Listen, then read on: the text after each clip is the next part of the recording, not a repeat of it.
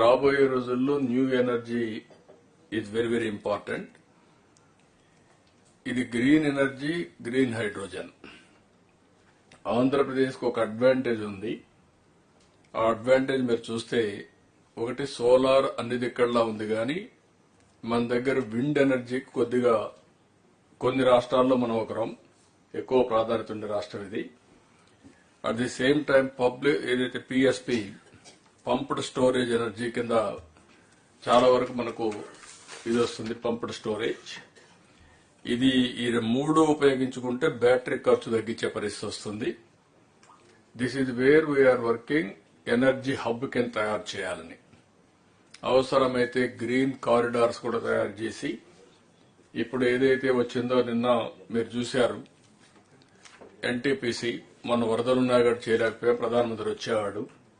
2 lakh crores down stream industries, NTPC plus Genco కలిసి invest చేస్తున్నారు. దీనికి మీరు ఎక్కడికక్కడ అప్రమత్తంగా ఉండి ఇది తయారు చేయాల్సిన అవసరం ఉంది. ఇవన్నీ గాని ఎంత ఫాస్ట్ గా మనం చేసి డిమాండ్ క్రియేట్ చేయగలిగితే cost of energy or fuel తగ్గాలి. నిన్న పాలసీలో కూడా optimisation of cost of energy and fuel. Fuel దేనికి వాడుతున్నాం? పెట్రోల్, డీజిల్ వెహికల్స్ వాడుతున్నాం. అది కూడా తగ్గాలి.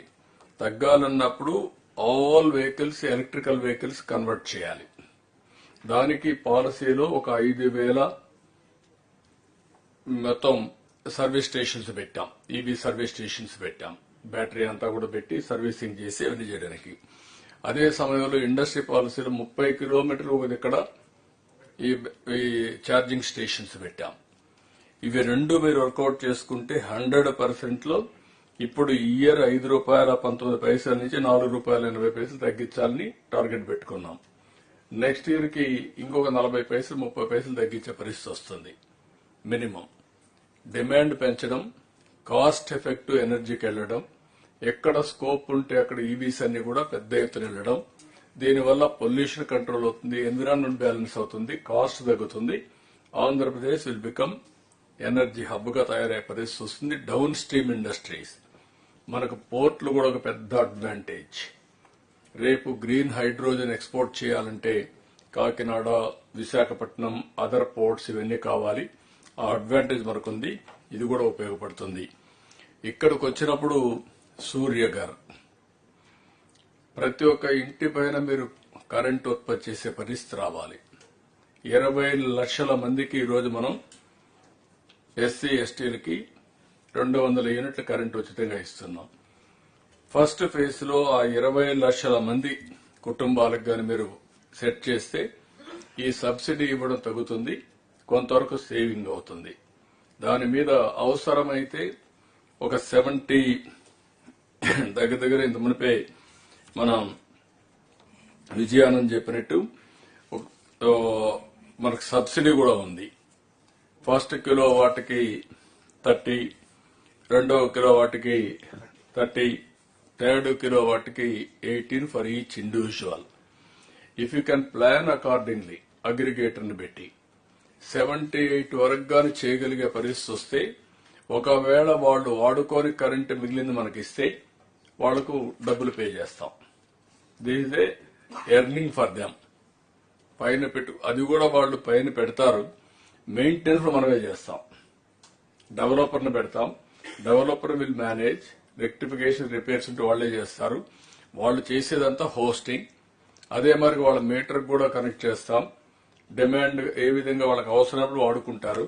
సర్ప్లస్ గ్రిడ్ కి ఇస్తారు. వాళ్ళకి అవసరం మళ్ళా తీసుకుంటారు. స్వాపింగ్ ఉంటుంది. So this is wear effective గా మీరు ప్రమోట్ చేయగలిగితే చాలా క్లారిటీ వస్తుంది. ఇది జరగాలి.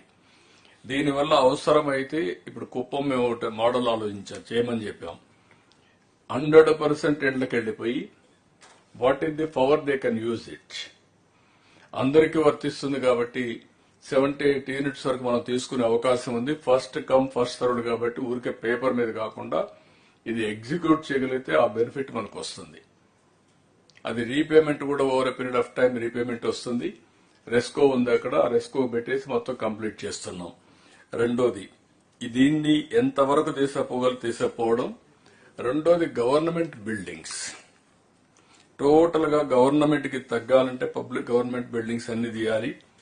పంచాయతీరాజ్లో మున్సిపాలిటీస్ లో ఎక్కడ ప్లేసెస్ ఉంటే అక్కడ మీరే కరెంట్ ఉత్పత్తి చేసుకుంటే స్ట్రీట్ లైట్స్ కరెంట్ ఛార్జ్ కట్టే పరిస్థితులు పోతాయి. అది కూడా మీరు వర్కౌట్ చేసుకోవాలి.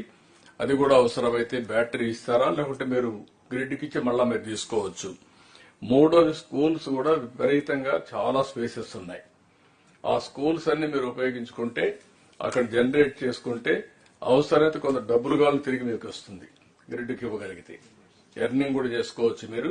అది కూడా వర్కౌట్ చేయండి.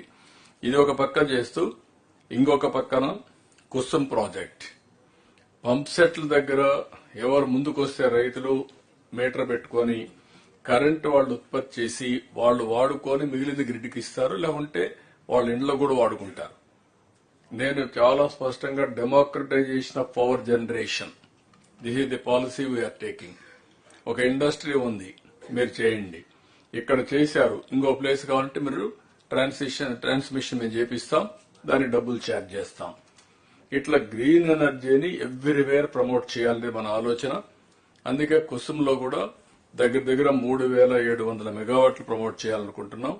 ఇప్పుడు ఓన్లీ 1000 మెగావాట్లు ఇచ్చారు. గట్టిగా మాట్లాడుతున్నాం, విల్ గెట్ ఇట్. అవి కూడా వస్తాయి.